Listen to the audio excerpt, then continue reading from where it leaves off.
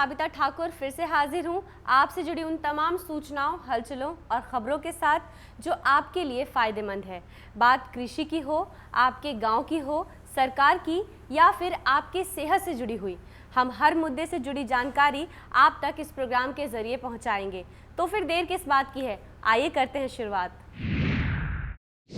आज हम बात करेंगे गेहूं की सरकारी खरीद के आंकड़ों की, जानेंगे मसाला बोर्ड के नए प्रयोगशाला के बारे में, समझेंगे हरियाणा राज्य सरकार के नए पहल के बारे में और साथ ही बताएंगे कि कैसे बेमौसम बरसात इलायची के लिए फायदे का सौदा साबित हो सकती है।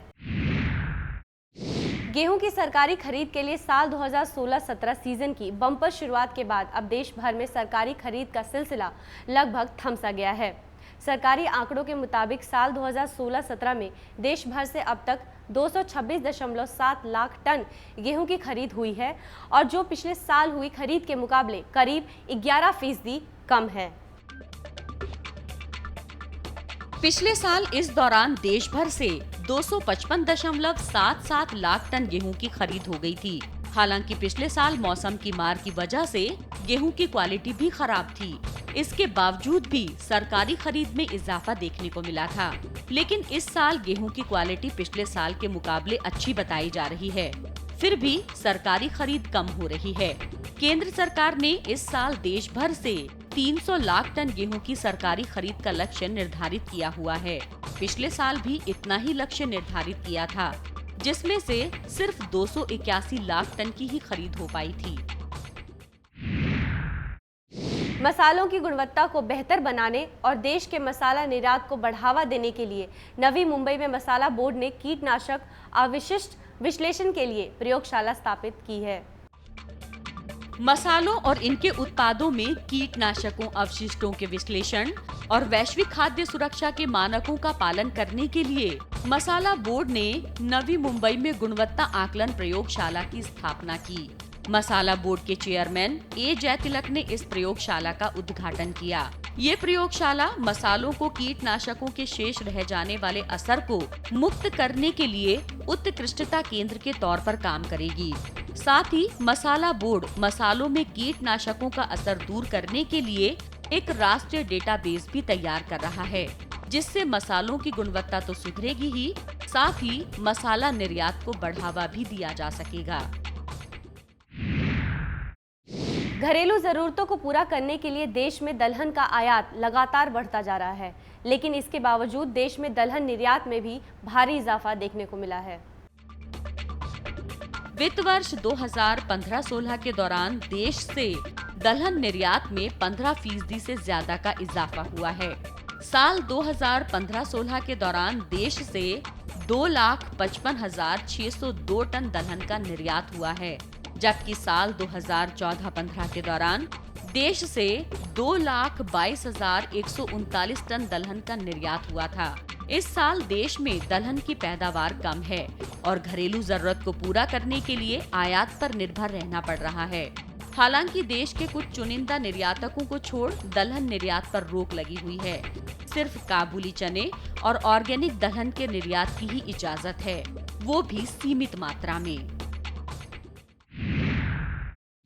इलायची का उत्पादक राज्य केरल में पिछले कुछ दिनों में हुई बरसात की वजह से इलायची की फसलों को फायदा होने का अनुमान लगाया जा रहा है, जिसके चलते इलायची उत्पादन में सुधार और इसके दामों में नरमी देखी जा रही है। केरल में हुई बरसात का फायदा इलायची की फसल को मिलता दिख रहा है, जिस वजह से इलायची उत्पादन के रकबे में कुछ सुधार होने की आशंका जताई जा रही है। साथ ही इसकी महंगी कीमतों में भी गिरावट आने का अनुमान लगाया जा रहा है। हालांकि जरूरत से ज्यादा बरसात होने से इलायची की फसल खराब भी हो सकती है, लेकिन फिलहाल केरल में हालात अभी सामान्य हैं। इस साल इलायची उत्पादन 32.9 टन रहने का अनुमान लगाया जा रहा है। मौजूदा वर्ष 2015-16 भले ही कैस्टर की कीमतों के लिए मंदी भरा रहा हो, लेकिन इस साल देश से कैस्टर ऑयल के निर्यात का नया रिकॉर्ड बना है। मौजूदा वर्ष में 4.96 लाख टन कैस्टर ऑयल का निर्यात हुआ है। सॉल्वेंट एक्सट्रैक्टर्स एसोसिएशन यानी SEA के जारी आंकड़ों के मुताबिक वित्त वर्ष के दौरान देश से कैस्टर ऑयल का निर्यात करीब 8% बढ़ा है। इस दौरान देश से 4,96,188 टन कैस्टर ऑयल का निर्यात हुआ है, जो अब तक किसी भी वित्त वर्ष में सबसे ज्यादा निर्यात है। कैस्टर ऑयल के निर्यात में हुई बढ़ोतरी का असर कैस्टर सीड की कीमतों में देखा जा सकता है। निर्यात बढ़ने से आने वाले दिनों में बाजार में कैस्टर सीड की मांग बढ़ेगी, जिससे इसकी कीमतों में इजाफा हो सकता है। देश के सबसे बड़े सोयाबीन उत्पादक राज्य मध्य प्रदेश ने अगले सीजन यानी साल 2016-17 के दौरान राज्य में सोयाबीन का बम्पर उत्पादन करने का लक्ष्य निर्धारित किया है। मध्य प्रदेश कृषि विभाग के आंकड़ों के मुताबिक साल 2015-16 के मुकाबले साल 2016-17 में सोयाबीन का उत्पादन 46% से ज्यादा किए जाने का लक्ष्य है। राज्य कृषि विभाग के आंकड़ों के मुताबिक साल 2015-16 के दौरान राज्य में सिर्फ 44.48 लाख टन सोयाबीन का उत्पादन हुआ था, लेकिन अगले सीजन के दौरान वहां उत्पादन बढ़ाकर 65 लाख टन किए जाने का लक्ष्य है। राज्य कृषि विभाग के मुताबिक इस साल राज्य में 58 लाख हेक्टेयर में सोयाबीन की खेती का लक्ष्य निर्धारित किया गया है। अप्रैल के दौरान देश से मसालों के निर्यात में जोरदार उछाल देखने को मिली है। केंद्रीय वाणिज्य मंत्रालय के मुताबिक मार्च के दौरान देश में 1547 करोड़ रुपए के मसालों का निर्यात हुआ है, जो पिछले साल अप्रैल में हुए निर्यात के मुकाबले करीब 7% ज्यादा है। वाणिज्य मंत्रालय के आंकड़ों के मुताबिक पिछले साल अप्रैल के दौरान देश से 1486.19 करोड़ रुपए के मसालों का निर्यात हुआ था। हालांकि मार्च से तुलना की जाए तो निर्यात में गिरावट जरूर आई है। मार्च के दौरान देश से 1780.83 करोड़ रुपए के मसालों का निर्यात हुआ था, जो बीते कुछ समय में सबसे अधिक मासिक निर्यात है। लाल मिर्च भारत में सबसे ज्यादा निर्यात होने वाला मसाला है। इसके अलावा धनिया, हल्दी, काली मिर्च और जीरे का निर्यात प्रमुख तौर पर होता है। फिलहाल रुकेंगे एक छोटे से ब्रेक के लिए। ब्रेक के बाद आपको बताएंगे कि गन्ना किसानों के लिए क्या है राहत भरी खबर। छोटा सा ब्रेक। उत्तर प्रदेश के गन्ना किसानों के लिए राहत भरी खबर है। केंद्र सरकार उत्तर प्रदेश में गन्ना किसानों को आमदनी का वैकल्पिक स्रोत मुहैया कराने पर विचार कर रही है। इसमें स्थानीय कोल्हुओं को सूक्ष्म, लघु एवं मझौले उद्योग की श्रेणी में शामिल कर उन्हें प्रोत्साहन मुहैया कराया जाएगा।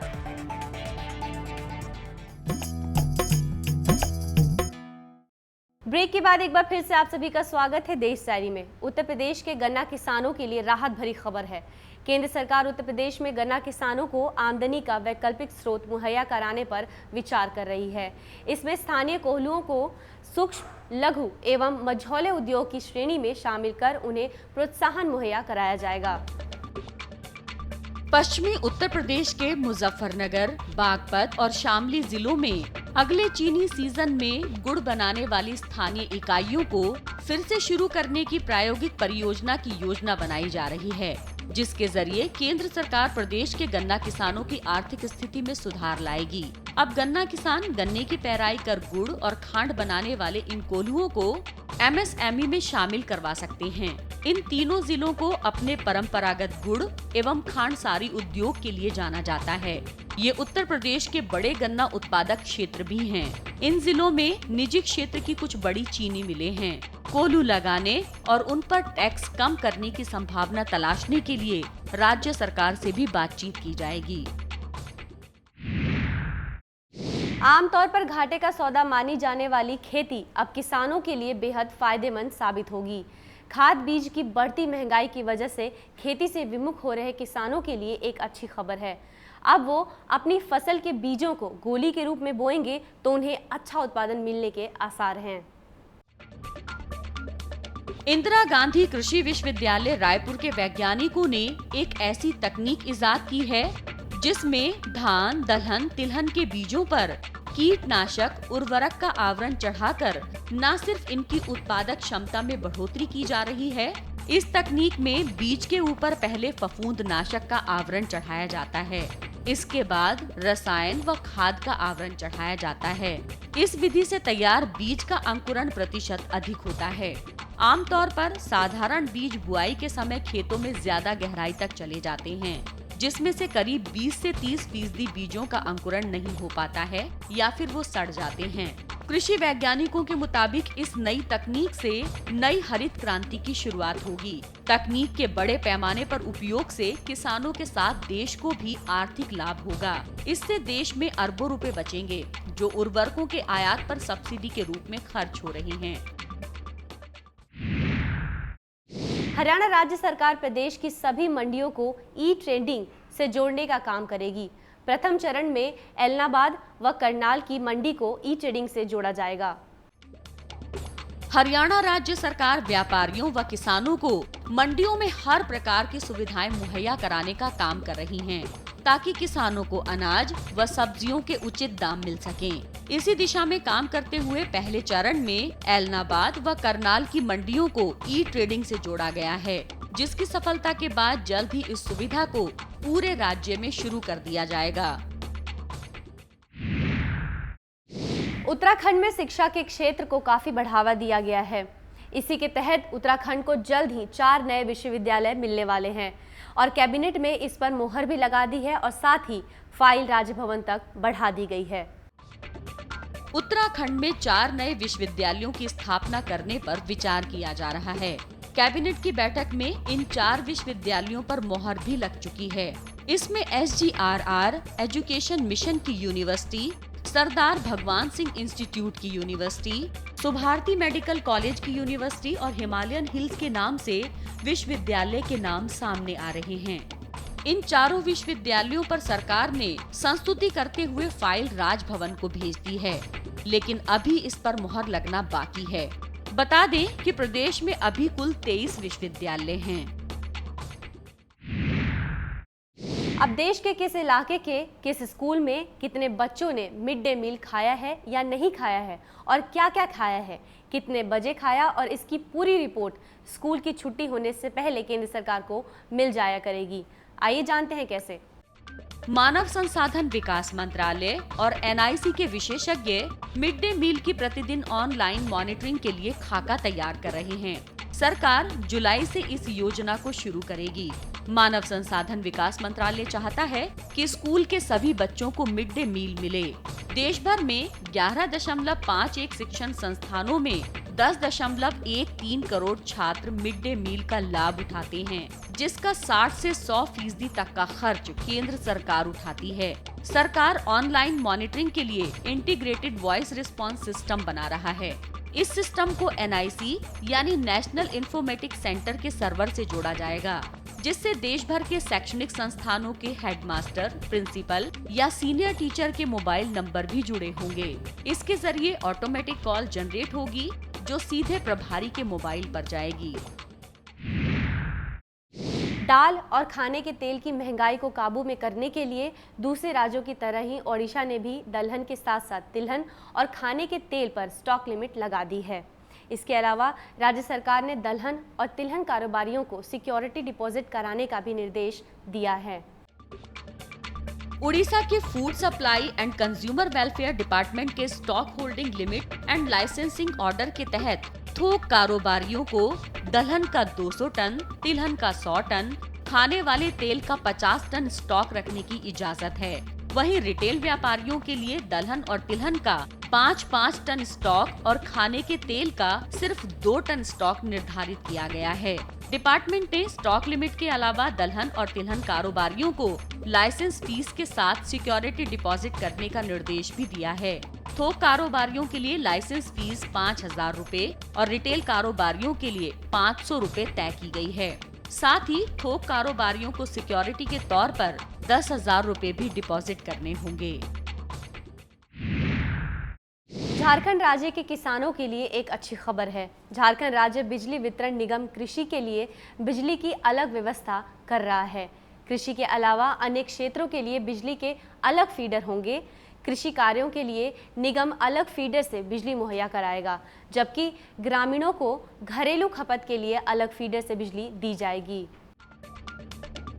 झारखंड राज्य में दीनदयाल उपाध्याय ग्राम ज्योति योजना व RAPDRP योजना के तहत कृषि के लिए बिजली की अलग व्यवस्था के लिए काम किया जा रहा है। राज्य के ग्रामीण क्षेत्रों में कृषि व घरेलू बिजली फीडर अलग अलग करने के लिए सर्वे कार्य शुरू किया जा रहा है, जिससे न केवल गाँव में कृषि और कुटीर उद्योगों को गति मिलेगी, बल्कि ग्रामीणों को शहरों की तर्ज पर बिजली उपलब्ध कराई जा सकेगी। कृषि व घरेलू फीडर के अलग होने से ग्रामीणों को 3 फेज बिजली की सप्लाई भी मिलेगी। देशदारी में फिलहाल वक्त तो चला एक छोटे से ब्रेक का। ब्रेक के बाद भी हमारी ये चर्चा जारी रहेगी। सौर ऊर्जा के उत्पादन में पंजाब का अहम योगदान रहा है। इसी कड़ी को आगे बढ़ाते हुए पंजाब के मुख्यमंत्री प्रकाश सिंह बादल ने डेरा बाबा जैमल सिंह में विश्व का सबसे बड़ा 19.5 मेगावाट की क्षमता वाला सोलर पावर प्लांट की स्थापना की है।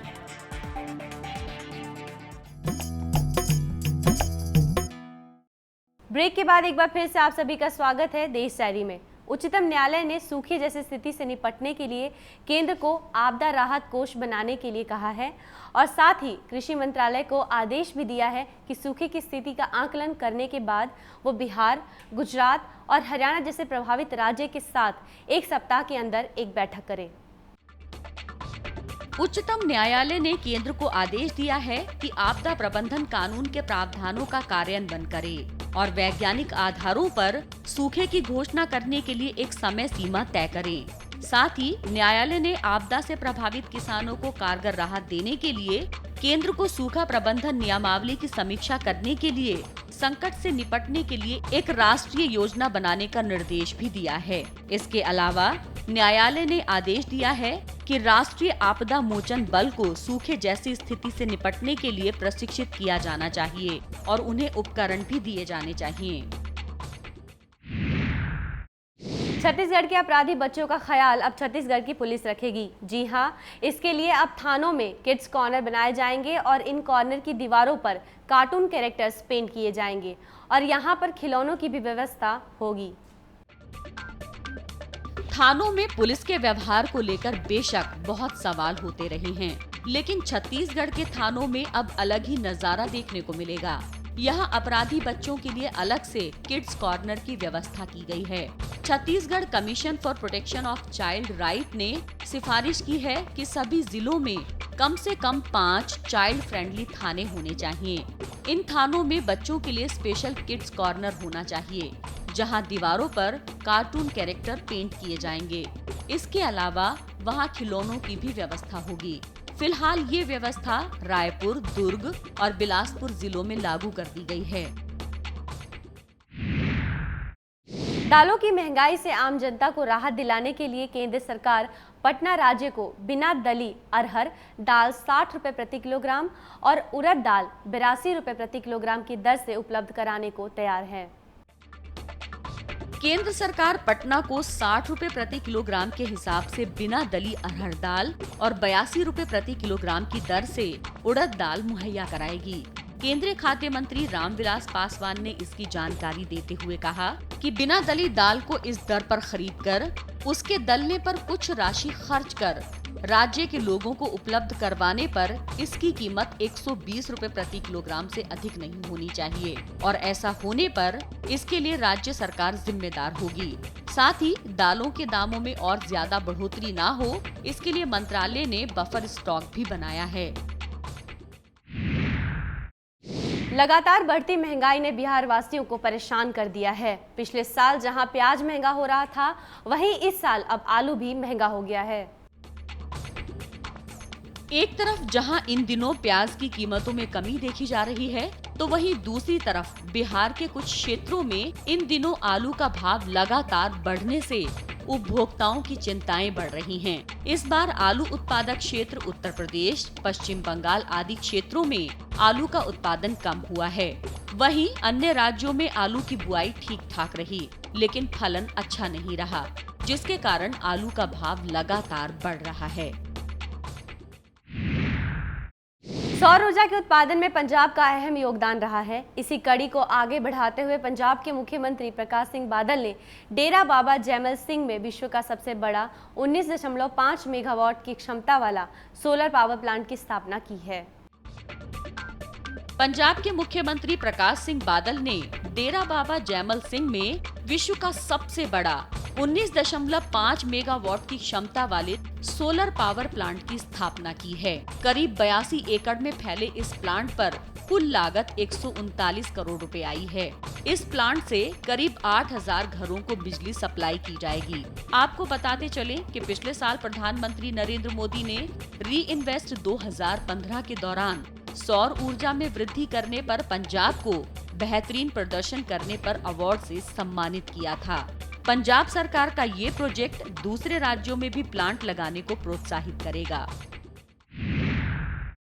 तो दोस्तों, आज की देश डायरी में बस इतना ही। हम फिर मिलेंगे कुछ नई सूचनाओं और हलचलों के साथ। तब तक के लिए मुझे दीजिए इजाजत और आप देखते रहिए ग्रीन टीवी। नमस्कार।